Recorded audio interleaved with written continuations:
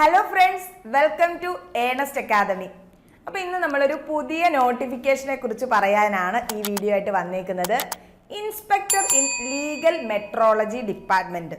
കേരളത്തിൽ BTech graduates ആയാലും സയൻസിൽ ഡിഗ്രി ഉള്ള ഗ്രാജുവേറ്റ്സിനും ഒക്കെ വളരെയധികം സോർട്ട് ആഫ്റ്റർ ആയിട്ടുള്ള ഒരു പോസ്റ്റാണ്. എല്ലാവരും ആഗ്രഹിക്കുന്ന ഒരു പോസ്റ്റാണ് ലീഗൽ മെട്രോളജി ഡിപ്പാർട്ട്മെന്റിൽ ഇൻസ്പെക്ടർ ആയിട്ടുള്ളൊരു പോസ്റ്റ്. അപ്പോൾ ഈ പോസ്റ്റിൻ്റെ നോട്ടിഫിക്കേഷൻ വന്നിട്ടില്ല, ഉടൻ തന്നെ വരുന്നൊരു നോട്ടിഫിക്കേഷനാണ്. അപ്പം നമുക്ക് നോട്ടിഫിക്കേഷൻ വന്നിട്ട് പ്രിപ്പറേഷൻ സ്റ്റാർട്ട് ചെയ്യാനും അങ്ങനെയൊന്നും നിൽക്കേണ്ട കാര്യമില്ലല്ലോ. നമുക്കറിയാമല്ലേ, PSCയുടെ കോമ്പറ്റീഷൻ അറിയാം, എല്ലാവരും കോച്ചിങ്ങിന് ജോയിൻ ചെയ്തത് കാര്യമായി പ്രിപ്പയർ ചെയ്താണ് ഇപ്പോൾ എക്സാമുകളൊക്കെ എഴുതുന്നത്.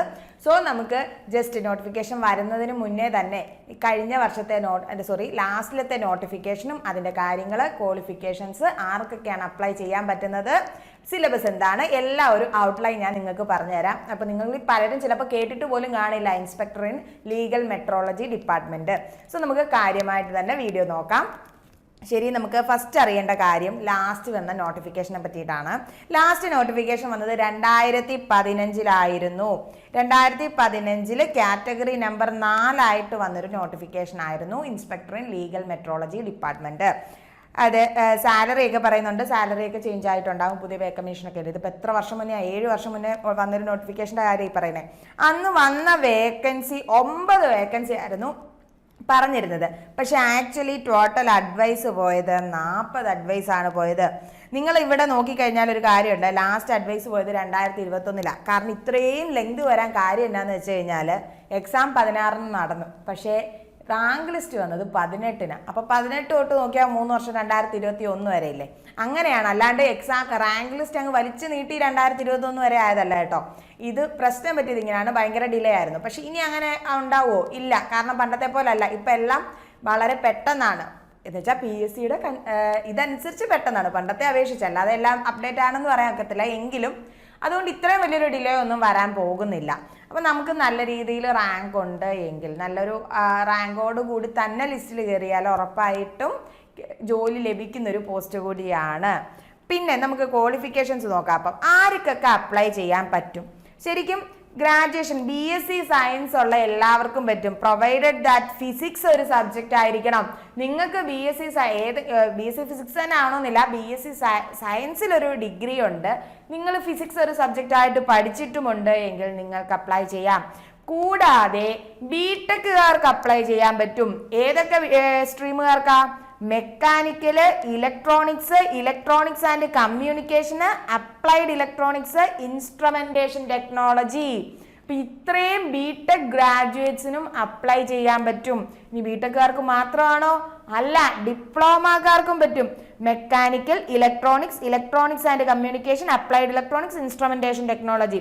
സെയിം രീതിയിൽ തന്നെ ബിടെക് എടുത്തവർക്കും ഡിപ്ലോമക്കാർക്ക് ഈ ഇത്രയും സ്ട്രീമുകൾ 4-5 സ്ട്രീമുകളിലെ ബിടെക് ഓർ ഡിപ്ലോമ ഉള്ളവർക്ക് അപ്ലൈ ചെയ്യാം. അങ്ങനെയാണ് കൊടുത്തേക്കുന്നത് കേട്ടോ.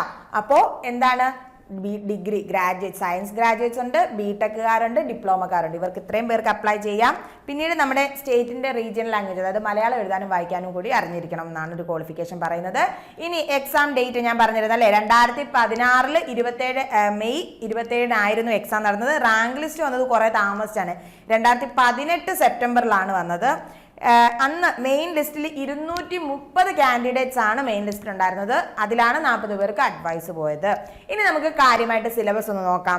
സിലബസിൽ 20 മാർക്ക് GK ഉണ്ട്. പക്ഷെ അത് ഇപ്പോൾ GK ടെക്നിക്കൽ എക്സാമുകൾക്ക് ഉണ്ടോ എന്ന് ചോദിച്ചാൽ ഇല്ല. പക്ഷെ എങ്കിലും പോലീസിൽ ടെലികമ്മ്യൂണിക്കേഷൻ്റെ ഒക്കെ ആ എക്സാം ഒക്കെ വന്ന സമയത്ത് GK 20 മാർക്കിന് ചോദിച്ചിരുന്നു. സോ മോസ്റ്റ് പ്രോബബ്ലി കാണാൻ ചാൻസ് ഉണ്ട്. പ്രത്യേകിച്ച് ഇത് ടെക്നിക്കൽ സൈഡിലോട്ട് ഈ കെമിസ്ട്രി, മാത്സ്, ഫിസിക്സ് ഇങ്ങനെയാണ് പോകുന്നത് കോർ സബ്ജക്റ്റുകൾ. അപ്പോൾ അതുകൊണ്ട് തന്നെ ബിടെക്കിൻ്റെയോ ഡിപ്ലോമയുടെയോ ഒന്നും സബ്ജക്റ്റുകൾ അല്ലാത്തതുകൊണ്ട് മേ ബി GK വരാൻ ചാൻസ് ഉണ്ട്. GK 20 മാർക്കിനായിരിക്കും വരിക. GK സ്ഥിരം കേരള PSCയുടെ GK ആണ്. Like salient features of Indian കോൺസ്റ്റിറ്റ്യൂഷൻ്റെ കൃത്യമായ പ്രത്യേകതകൾ എന്തൊക്കെ, അതുപോലെ social welfare legislations and programs. പിന്നീട് ഉള്ളത് മെയിൻ കേരള PSCയുടെ ഇമ്പോർട്ടൻ്റ് ആയിട്ടുള്ള കേരള റിനൈസൻസ് ആണ്. അതിൽ ടുവേർഡ്സ് എ ന്യൂ സൊസൈറ്റി പറയുന്നുണ്ട്, efforts to reform the society, പിന്നെ role of press in renaissance, awakening through literature, woman and social change, leaders of renaissance. ഇത്രയും കാര്യങ്ങളാണ് റിനൈസൻസിൽ പഠിക്കാനുള്ളത്. കൂടാതെ ലിറ്റററി ഫിഗേഴ്സ് പഠിക്കാനുണ്ട്, general knowledge and current affairs. ഇത്രയും പോർഷനിൽ നിന്നാണ് GK വരുന്നത്. സിലബസ് ഞാൻ കാര്യമായിട്ട് ഡിസ്കസ് ചെയ്യുന്നില്ല. സിലബസ് പഴയ സിലബസ് ഇതെല്ലാം പഴയ സിലബസ് ആണ് കേട്ടോ. ചിലപ്പോൾ മേ ബി ചേഞ്ചസ് വരാം. എങ്കിലും നമ്മൾ പ്രിപ്പയർ ചെയ്യുമ്പോൾ എങ്ങനെയാണ് എപ്പോഴും എക്സാം ഡേറ്റ് വരുന്നതിന് മുന്നേ പ്രിപ്പറേഷൻ സ്റ്റാർട്ട് ചെയ്തത്. അപ്പോൾ എപ്പോഴും നമ്മൾ പഴയ സിലബസ് വെച്ചിട്ട് തന്നെയായിരിക്കും പ്രിപ്പയർ ചെയ്യുന്നത്.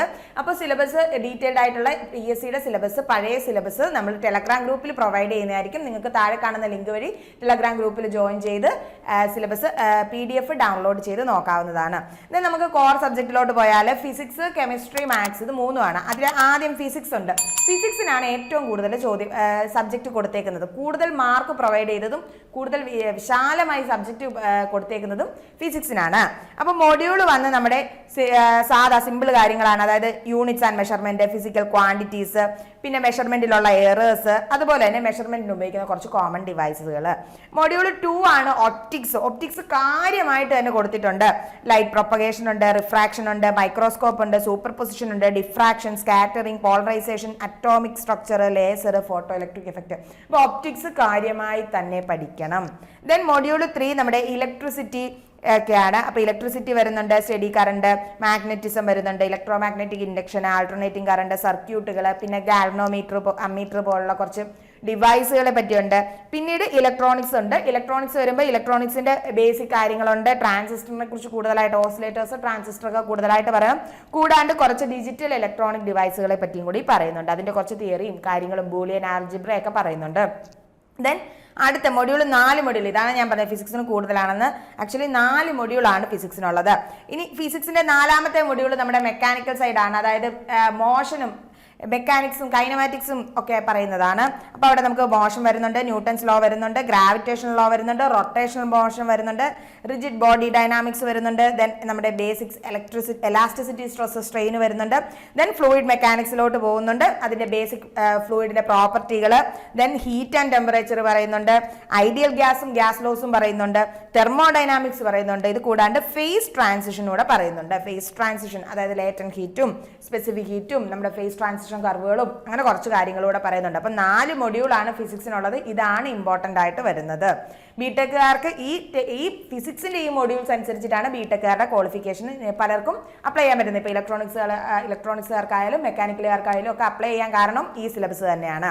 ദെൻ നോക്കാം പാർട്ട് 2 കെമിസ്ട്രി ആണ്. 2 മൊഡ്യൂളേ നമുക്ക് പഠിക്കാനുള്ളൂ. ഒന്ന് കെമിസ്ട്രി ഓഫ് മെറ്റീരിയൽസും 2 ഇൻസ്ട്രുമെന്റൽ മെത്തേഡ് ഓഫ് അനാലിസിസും ആണ്. കെമിസ്ട്രി ഓഫ് മെറ്റീരിയൽസിന് നമുക്ക് ഫ്യൂവൽസും കലോറിഫിക് വാല്യൂ അങ്ങനെ ഒരു പോർഷൻ പഠിക്കാനുണ്ട്. ദെൻ പോളിമേഴ്സിനെ കുറിച്ച് ഒരു പോർഷൻ പഠിക്കാനുണ്ട്. അതുപോലെ തന്നെ നാനോ മെറ്റീരിയൽസിനെ പറ്റിയിട്ടും പഠിക്കാനുണ്ട്. മൊഡ്യൂൾ 2 നമ്മുടെ ഇൻസ്ട്രുമെന്റൽ മെത്തേഡുകൾ പഠിക്കാനുള്ളത്. അതിൽ നമുക്ക് ബിയർ ലാംബർട്ട്സ് ലോ പോലുള്ള കാര്യങ്ങൾ പഠിക്കാനുണ്ട്. പ്രോട്ടോൺ NMR സ്പെക്ട്രോസ്കോപ്പി വളരെ കാര്യമായിട്ട് സ്പെക്ട്രോസ്കോപ്പി പഠിക്കാനുണ്ട്. തെർമൽ അനാലിസിസ് പഠിക്കാനുണ്ട്. ദെൻ ക്രോമാറ്റോഗ്രാഫിക് മെത്തേഡും എലമെന്ററി ഐഡിയാസ് ഓഫ് XRD പോലുള്ള കുറച്ച് ന്യൂ ടെക്നോളജീസും നമുക്ക് കെമിസ്ട്രിയിൽ പഠിക്കാനുണ്ട്. Then comes last topic maths ആണ്. 4ാമത്തെ പാർട്ടായിട്ട് പറയാം. മാത്സിൽ 2 മൊഡ്യൂളാണ് പഠിക്കാനുള്ളത്.